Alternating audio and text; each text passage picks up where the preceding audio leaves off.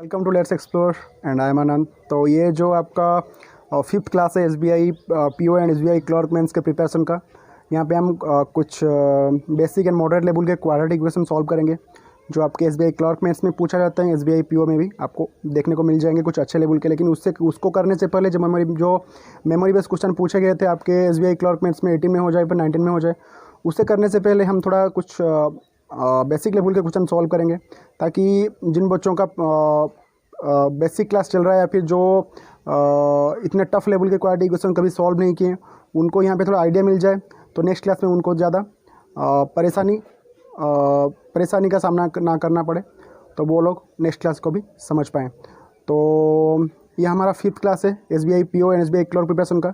तो अगर आपने इस सीरीज़ का कोई भी वीडियो नहीं देखा है तो उसको मैं आई बटन पे डाल दूंगा, जाके आप देख सकते हो। मैं पूरा यहाँ पे SBI PO pre and clerk mains का जितना भी क्वेश्चन पूछा जा सकता है एग्जाम में, हर एक को ले रहा हूँ, मेमोरी बेस्ड क्वेश्चन भी ले रहा हूँ। तो ये आपके लिए बहुत ही हेल्पफुल रहेगा। पूरा सीरीज़ देखें, एसबीआई पीओ तक आपका प्रिपरेशन ख़त्म हो चुका होगा क्वांट्स का, मैं आपको ये एश्योर करता हूँ। तो चलिए वीडियो स्टार्ट करते हैं। Friends, welcome to let's explore and I am Anant. तो आज का ये जो वीडियो है वो आपका क्वाड्रेटिक इक्वेशन के ऊपर बेस्ड है। तो जो फर्स्ट क्लास रहेगा क्वाड्रेटिक इक्वेशन के ऊपर, वहाँ पे हम थोड़ा इजी लेवल का करेंगे और कुछ सीखेंगे बेसिक्स और कुछ ट्रिक्स भी सीखेंगे। लेकिन इसका जो नेक्स्ट क्लास का आएगा वो मेंस लेवल के क्वाड्रेटिक इक्वेशन सॉल्व करेंगे। कैसे root square root cube root वाले हम जो इक्वेशन है उसको कैसे सॉल्व करें, उसके साथ साथ जो पॉइंट वाले होते हैं या फिर जो जितने भी टफ बन सकते हैं या फिर प्रीवियस एग्जाम्स में पूछे गए हैं, एसबीआई क्लर्क मेंस में हो जाए या फिर जो भी जितने भी मेंस एग्जाम में हो जाए वहाँ पे पूछे गए हैं, वो हम सॉल्व करेंगे। लेकिन फर्स्ट क्लास में वो नहीं सॉल्व करेंगे, फर्स्ट क्लास में थोड़ा देखेंगे और सीखेंगे चीज़ों को। तो फर्स्ट थिंग, जब आप क्वाड्रेटिक इक्वेशन देखते हो तो आपको ये चीज़ मालूम होना चाहिए, जब ये जो साइन पॉजिटिव होता है तो उसका जब हम निकालते हैं, सो यहाँ पे जो अल्फा एंड बीटा का वैल्यू होगा, अगर ये जो इक्वेशन है वो कैसा है, A square A X square plus B X plus C, यानी कि जो इक्वेशन है एक्स के साथ यहाँ पे एक का मल्टीप्लिकेशन ओके है, मतलब एक का मल्टीप्लिकेशन लिखने की जरूरत नहीं है, ये आपको पता होगा। तो यहाँ पे ये X square plus B X plus C, इसे हम कहते हैं क्वाड्रेटिक इक्वेशन। अगर बी से पहले और सी से पहले जो साइन प्लस एंड प्लस है, तो जो अल्फा बीटा का वैल्यू आएगा वो आपको कितना आ जाएगा, नेगेटिव एंड नेगेटिव में आ जाएगा। उसी तरह अगर बी से पहले एंड सी से पहले वैल्यू आपका पॉजिटिव एंड नेगेटिव है, तो आपका वैल्यू कितना, आपका जो अल्फा बीटा का वैल्यू आएगा वो कितना आ जाएगा, नेगेटिव एंड पॉजिटिव। अगर नेगेटिव एंड नेगेटिव है तो उसका जो वैल्यू आएगा वो कितना आएगा, पॉजिटिव एंड नेगेटिव। उसी तरह अगर नेगेटिव एंड पॉजिटिव है तो उसका जो वैल्यू आएगा वो क्या आएगा, पॉजिटिव एंड पॉजिटिव। ये चीज़ आपको ध्यान में रखना है। ये आपको कहाँ पे हेल्प करेगा, जब आप सॉल्व करोगे ओरली इजी क्वेश्चन को, वहाँ पे आपको सॉल्व करेगा, वहाँ पे आपको हेल्प करेगा। क्योंकि अगर एक इक्वेशन का वैल्यू पॉजिटिव एंड पॉजिटिव में और दूसरे का वैल्यू नेगेटिव एंड पॉजिटिव में, तो आप इजीली बोल सकोगे जो ये वाला इक्वेशन है इसका जो दो वैल्यू निकलेगा इससे बड़ा ही होगा। और अगर ऐसे पॉजिटिव एंड नेगेटिव में, तो इसका जो वैल्यू निकलेगा, एक पॉजिटिव में निकला एक नेगेटिव में निकला, यहाँ पे एक नेगेटिव में निकला यहाँ पे एक पॉजिटिव में निकला, तो यहाँ पे आप देख के ही बता सकोगे। तो इसका जो वैल्यू है वो relationship can not be establish, क्योंकि एक पॉजिटिव है यहाँ से नेगेटिव से बड़ा है, एक नेगेटिव है यहाँ से पॉजिटिव से बड़ा है। तो आई होप आपको इतना समझ में आ गया होगा। तो यहाँ पे हम सॉल्व करते हैं, देखते हैं। यहाँ पे जो वैल्यू दिया गया है x square plus 9x plus 20, यानी कि यहाँ पे जो अल्फा एंड बीटा का जो वैल्यू निकलेगा वो आपका कितना निकलेगा, 5 एंड 4। मैंने बोला था अगर पॉजिटिव है तो उसका हो जाएगा कितना, नेगेटिव एंड नेगेटिव। नीचे वाला कितना वैल्यू आएगा, जो एक वाई का वैल्यू आएगा तो वो आएगा 7 और 6। ये जो दो वैल्यू निकलते हैं इनको अगर आप एडिशन करोगे तो बीच वाला वैल्यू निकलता है, और अगर आप मल्टीप्लिकेशन करोगे तो सी का वैल्यू निकलता है। तो ये भी हो जाएगा आपका नेगेटिव एंड नेगेटिव। तो इसको अगर आप कंपेयर करना हो तो आप कैसे कर सकते हो, एक वैल्यू के साथ दो वैल्यू को, फिर एक वैल्यू के साथ दो वैल्यू को। इसको आप चार टेबल में कन्वर्ट भी कर सकते हो या फिर ऐसे देख के ही बता सकते हो। देखिए अगर मैं पहले -5 को जो -5 है उसको अगर कंपेयर करूं -7 से, तो ये कितना है, बड़ा है। -6 से भी बड़ा है। तो -4 जो -4 है वो -7 से ही बड़ा है, और -6 से भी बड़ा है। यानी कि जो x का वैल्यू है वो ये दोनों किसी में से ही बड़े हैं, यानी कि x is greater than y। इसका जो सही आंसर हो जाएगा आपका ऑप्शन नंबर ए। चलते हैं नेक्स्ट क्वेश्चन पे।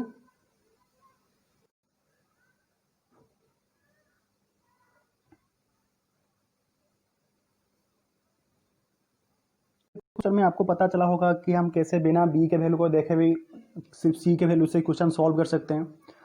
और इस क्वेश्चन में हम एक नया ट्रिक सीखेंगे कि कैसे हम इस टाइप के क्वेश्चन को भी बिना पेन पेपर के सॉल्व कर सकते हैं।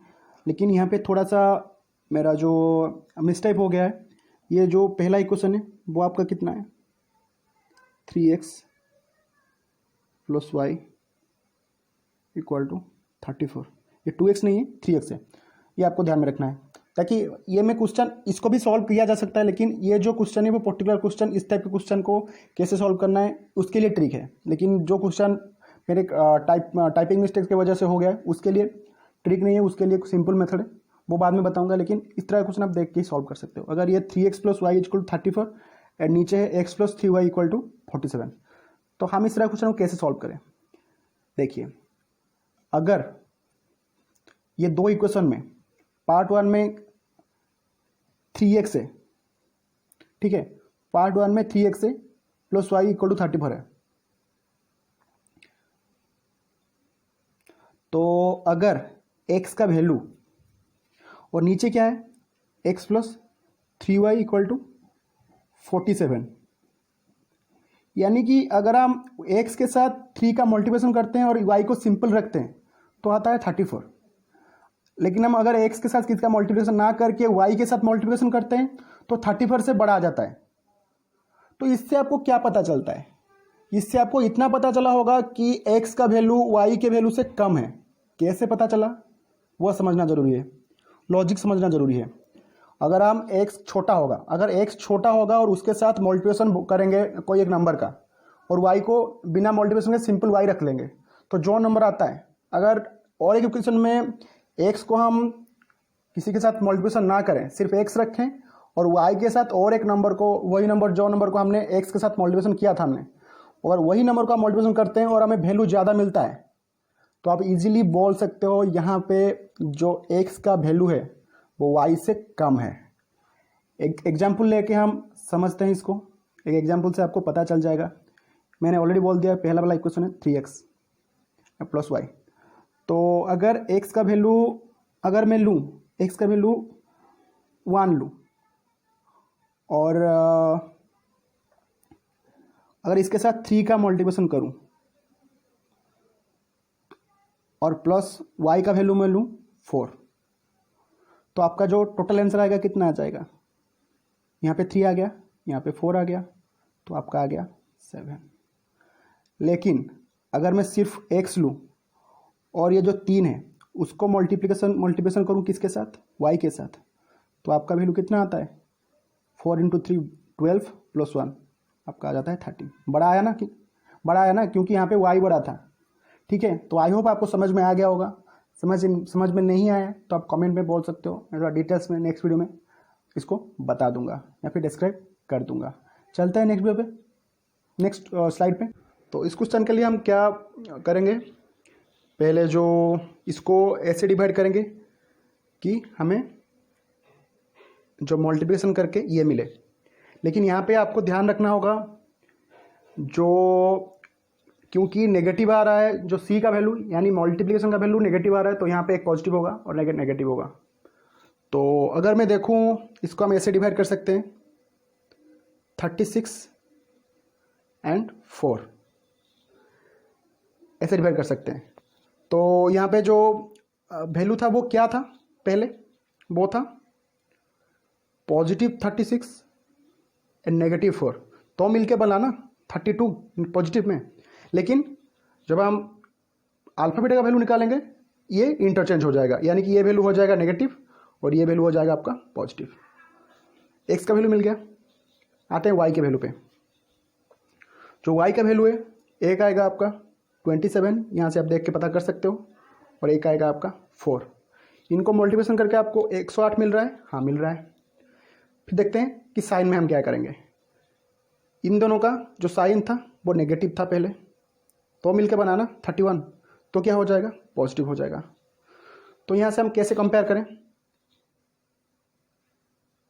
ये आपका है -36 +4, यहाँ पे +4 +27, तो ये जो +4 है ये तो इक्वल है, और +27 +4 से बड़ा है, -36 से बड़ा है, और +4 36 से बड़ा है। यानी कि जो y का वैल्यू है वो क्या है आपका, ग्रेटर देन इक्वल टू, जो y का वैल्यू है greater than equal to x, यानी कि x is smaller than equal to y, यानी इसका जो आपका सही आंसर हो जाएगा option number E. I hope आपको समझ में आ रहा होगा। इसका हम कुछ ज़्यादा अच्छे लेवल के क्वेश्चन भी सॉल्व करेंगे। पहले सेशन में क्यों बेसिक ले रहा हूँ, क्योंकि जब हम कुछ अच्छे लेवल के क्वेश्चन सॉल्व करेंगे तब वहाँ पे हमको प्रैक्टिस होना चाहिए, पता होना चाहिए कि हम कैसे सॉल्व कर रहे हैं। अगर वहाँ पे आपको मैं साइन बताना शुरू करूँ और बोलूँ कि कैसे हमें अल्फ़ा एंड बीटा निकालना है तो प्रॉब्लम हो जाएगा। तो वहाँ पे आपको ये चीज़ें हेल्प करेंगे जो हम इस सेशन में सीख रहे हैं।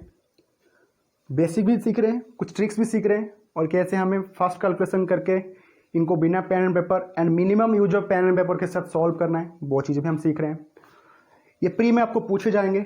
SBI आपका PO प्री हो जाए, SBI क्लर्क मेन हो जाए, क्वार्टिक पूछे गए थे पिछले साल, उससे पिछले साल भी पूछे गए थे, अच्छे लेवल के पूछे गए थे, इतना ईजी नहीं पूछा था, अच्छा लेवल का पूछा था, वो भी हम सॉल्व करेंगे।